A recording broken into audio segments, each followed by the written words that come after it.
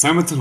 Бид өнөөдрийн бичлэгээр та бүхэндээ Hollywood-ын кино ертөнцийн их дөрвөн студийн нэг DreamWorks Animation студийн бүтээл Луг хэрхэн сурах вэ нэртэй алдарч цуврал хүүхдийн киноны талаарх сонирхолтой баримтуудыг хүргэхээр бэлтгэлээ. Та бүхэн бидэнтэй хамт уураа. Луг хэрхэн сурах вэ анимашн нь хүүхдийн номноос сэдвлэн бүтээсэн байдаг. Номын зохиолч нь Британи улсын Cressida Cole хэмээх энэхүү хүүхдийн номыг зохиолч ажээ. Тэрээр 2003-аас 2015 оны хооронд нийт 12 ширхэг хүүхдийн зохиолыг төрүүлсэн бүгд алдар нэрийг олсон ажээ. Зохиолч Cressida Cole зохиолоо Шотланд улсын Дайлан иргэн ойролцоо өнгөрүүлсэн өөрийн хүүхэд насны дурсамжаас сэдвлэн бичсэн байна. Түүний өсөж төрөнсөн арал дээр ямар ч тансаг хэрэглээ байхгүй. Тог цахилгаангүй мөн ашийн замч байдаггүй ажээ. Зохиолч Cressida Cole тусгаарлагдсан арал дээр байх үедээ викингчүүд болон луунуудын талаар төсөөлөн боддог байсан бөгөөд тус сэтгэмжээ хожим хүүхдийн зохиол болгон тойролсон бидний үзэх дуртай хүүхдийн кинонууд бүтээл болох эхлэл тавигджээ. 2004 оны эхээр DreamWorks Animation студи хамгийн анх зохиолч Cressida Cole түүний зохиолыг хүүхдийн кино болгох талаар санал тавьж байжээ. DreamWorks-ийн продюсер Bonnie Arnold зохиолч Cole-тэй гэрээ хийсний дараагаар анхны сонгоо авсан зохиол нь өөртөө хийж байсан бол удаах зохиол нь Луг хэрхэн сургах вэ зохиол байсан юм. DreamWorks-ийн продюсер Bonnie Arnold-ийн хувьд Луг хэрхэн сургах вэ зохиолын гол бааtruуд болох Hiccup түүтлээс нэртэй Луг хоёрын түүх ихэд сонирхлыг нь татсан ажээ. Учир нь Луг яг л гэрийн тийжээр амьтад болох муур нохой шиг сургаж байгаа нь үнэхээр их сонирхолтой санагдсан байна. Луг хэрхэн сурах вэ? Хүүхдийн киноны найруулагчаар DreamWorks-ийн найруулагч Питер Хейстингс ажиллаж байсан ч эхнэр нь хорвоог өргсөн тул ийхүү төслийн багийг орхижээ. DreamWorks-ийн тус киног найруулагч Питер Хейстингс найруулсан бол одоогийнхоос ч сонирхолтой байх байсан гэгддэг.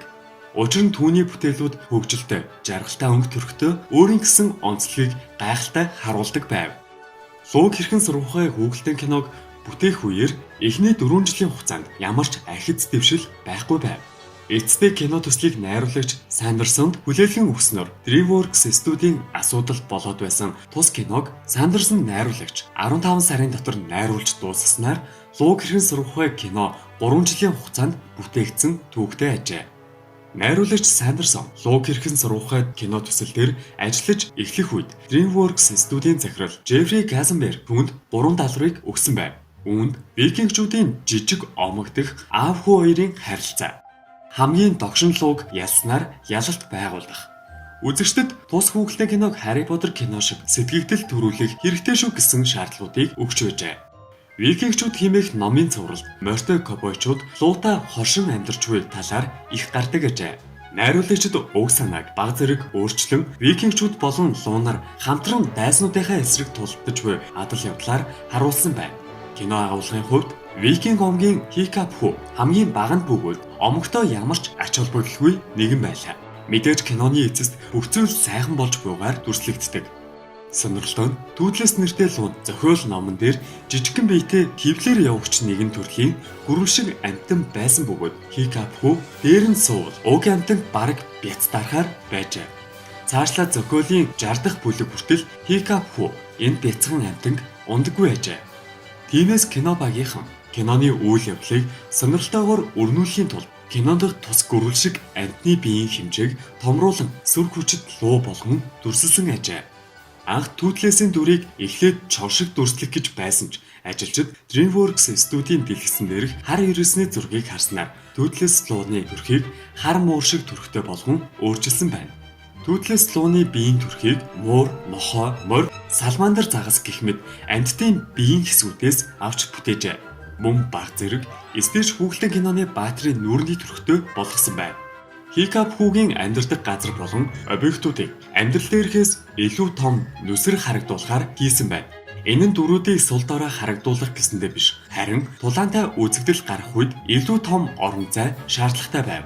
Мөн дээр нь DreamWorks-ийн түүтлээс лууны үйл явдлыг 1979 онд бүтээж байсан Хар азраг нэртэй киноны гол дүр болох Хар азрагаас санаа авсан ажээ. Луг хэрхэн сурах вэ киноны зохиолыг найруулж байх үед Hiccup болон түүтлээс луу хоёрын хоорондын харилцааг хэрхэн илэрхийлэх тал дээр багахан асуудал тулгарч байв. Учир нь тэд хоорондоо хил амаар ойлголцохгүй. Тиймээс найруулагчид нь тус асуудлыг шийдэхийн тулд Toothless Claw-ны нүүрний хөдөлгөөн болон Hiccup хүүгийн биеийн үйлдэлүүдийг ашиглан дохио зангаагаар өөртөөгөө илэрхийлэх аргаар асуудлыг шийдсэн байна. Hiccup хүү Claw-ны толгойд гараа хүргэж буй үзэгдлийг анх ингэж дүрслэх санаагүй байсан бөгөөд анимашныг дүрсэлж байсан аниматор энэ үзэгдлийг санаандгүйгээр хийж өгчээ. Тус үзэгдэл нь үнэхээр сэтгэл хөдлөм байсан тул хожим ийхүү киноны аль биесны шот зураглал болгон дүрсэлжээ. Мөн кино төслийнхэн Hiccup хүү Toothless Claw хоёрын нөхөрлийн харилцааг хэрхэн харагдах тал дээр ихээхэн санаа зовж байсан ч аз болж энэ нь гэрийн тэжээвэр нохой хүн хоёрын харилцаанаас ч илүү сэтгэл татам халуун дотн болж харагдаж байсанд туйлын ихээр баярлалцаасан гэр шүү.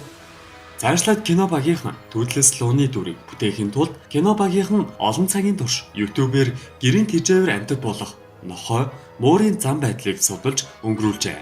Дууны найруулагч Randy Tom Toothless Claw-ны дуу чимээг гаргахын тулд морь, халим, заан зэрэг амьтдын дуу хоолойг хольж найруулан гаргажээ. Санмос Paco хэмээх Chihuahua нохоо маш идгээд чан хүнд хэсгийн аргагүй муухай дуу гаргадгаараа YouTube суваг дээр шууган тарьж байжээ. Кино багийнхан Paco нохоон эзэнд санал тавьснаар Луг хэрхэн сургах вэ хүүхэлдэйн кинонд Paco нохоон гаргаж буй аимшигтай дуу авиаг луунуудын чимээнд ашиглажээ. Paco нохоо үүнийхээ хариуд $100 авчээ. Луг хэрхэн сургах вэ номын зохиол чин зөрөгтэй охин Астердийн тухай өгүүлдэггүй байна. Кино багийнханд зөрөг зүрхтэй эмэгтэй дүр кинонд шаардлагатай байсан тул Астерд охины дүрийг нэмж бүтээсэн юм. Луг хэрхэн сургах вэ хүүхэлдэйн кинонд зохиолчид аллах, үхэл харуулахыг хүсээгүй байжээ. Гэхдээ кинонд ад сорсон адал явдал хэрэгтэй байсан тул Hiccup хүүг нэг хүлгүүгээр дүрсэлсэн байна. Энэ ч сүүлээ гимтээсэн Toothless Claw-тай нөхөрлөхөд тун зохимжтой болж өгч байв. Hiccup хүү сүүлийн тулаанд гимтэн хөвтдөг үзэгдэл байдаг бөгөөд энэхүү үзэгдлийг найруулагч Steven Spielberg зөвлөсөн байна. Найруулагч Sanderson Луг хэрхэн сургах вэ кино төсөлд урагдан ирэхээс өмнө дууны жүжигчдийг аль хэдийнэ товлсон байжээ. Жүжигчдийн унсан бүх текстүүдийг дахин өөрчилж уншуулсан нь жүжигчид бараг 2 кинонд дуу оруулах тайны ажил болсон юм. Викингчүүдийн Stoics-ийн дүрд та бидний сайн мэдих Leonidas хаан дуу оруулжээ. Саран дээр загасны дэгээ барьсан хүүгийн зураглал нь DreamWorks Animation студийн лого байдаг билээ. Тэгвэл Луг хэрхэн сургах вэ хүүхэлдэйн кино эхлэхийн өмнө тус логон дээр одод төгсөн тэнгэрт луун нисэн өнгөрч буй дүрслэлийг нэмж хийж өгчээ. DreamWorks Animation студийн бүтээл болох Madagascar кинонд Gloria хэмээх усны үхэр гардаг билээ.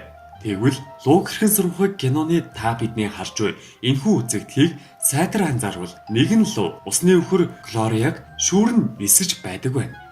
Мөн та бидний харж буй энэхүү шотод Hiccup хүүгийн ард яг л ирээдүрөө буцсан кинон дээр гардаг шиг цаг хугацаагаар аялах зориулалттай конденсатор төхөөрөмж гардаг байна. Энэ нь магадгүй Луг хэрхэн сургах вэ анимашны цаг үед ч цаг хугацааны аялал хийх боломжтой гэсэн утга санааг илэрхийлсэн байж болох юм. Викинг омгийн толгойлогч Гобрийн хиймэл гарнууд юу хийхээсээ хамаарат нийтдээ зориулалт бүр нь өөр 14 төрлийн хиймэл гар байдаг байна.